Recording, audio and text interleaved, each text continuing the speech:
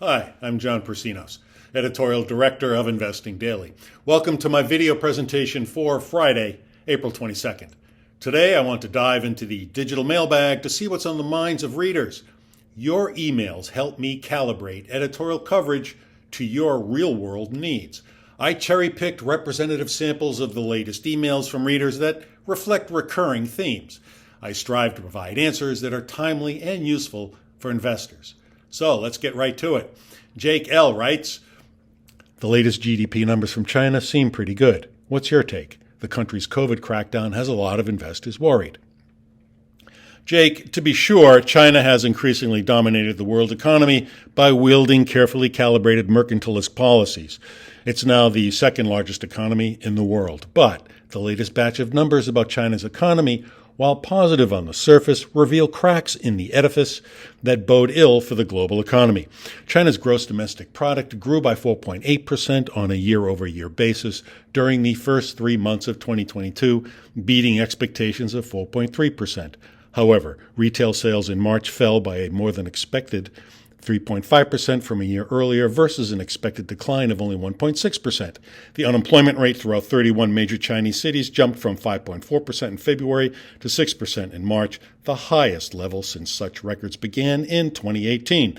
The problem with authoritarian governments is they often make inflexible decisions without input from dissenting parties, and that can lead to blunders. Russian President Vladimir Putin's invasion of Ukraine exemplifies this syndrome. So does China's strict zero-tolerance crackdown on COVID in its major industrial centers. The economy in China is showing signs of suffering, and the damage probably will become more apparent in second quarter numbers. Thomas H. sent this email. Inflation is running at a torrid pace. How should I trade in response? During periods of rising inflation, value stocks tend to outperform.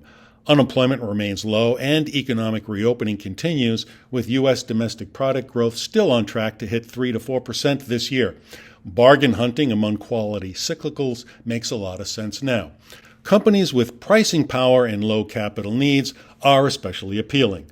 A firm can stave off inflation if it can raise prices without losing customers. BC writes, Vladimir Putin is proving stubborn and won't back down an inch. He has threatened to move nukes into Eastern Europe, and his country this week launched an intercontinental missile. Yikes, what should I do as an investor? Over the near term, the Russian-Ukraine brinksmanship is creating seesaw conditions in financial markets. To be sure, the conflict has become a grave threat to world peace. But don't allow the scaremongers to get you too worked up. There's no way to protect your wealth against nuclear war. If it occurs, there won't be a financial system left. There won't be a humanity left. But you can gird your portfolio against the volatility that's stirred by the fear of Armageddon. You should adopt a defensive growth posture. As interest rates rise and economic growth continues, make sure you have exposure to cyclical sectors, e.g. energy, financials, basic materials, and industrials. Also consider sectors that benefit from economic growth but provide a more defensive posture, e.g. consumer staples and healthcare.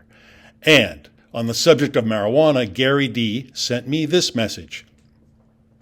This past Wednesday, the world celebrated the 420 marijuana holiday. How appealing are pot stocks as investments right now? Gary, marijuana is one of the most powerful investment megatrends you can find. Some cannabis stocks are quality investments, but many others are too risky. You need to dig deep and analyze the fundamentals. And that's why I wrote a book. It's called The Wide World of Weed and Psychedelics. The product of years of painstaking research, my new book is now available in hard copy. As they increasingly become legal around the world, cannabis and other psychotropic substances are generating huge gains for proactive investors. But the time to act is now while these investments are still affordable. The Wide World of Weed and Psychedelics is your one-stop primer for profiting from the booming marijuana and psychedelics industries. To order your physical hard copy of my book and have it delivered to your door, click the URL at the bottom of the article that accompanies this video on the Investing Daily website. Well, that does it for today. Keep those emails coming. You can reach me at mailbag@investingdaily.com. Thanks for watching, and I hope you enjoy reading my new book.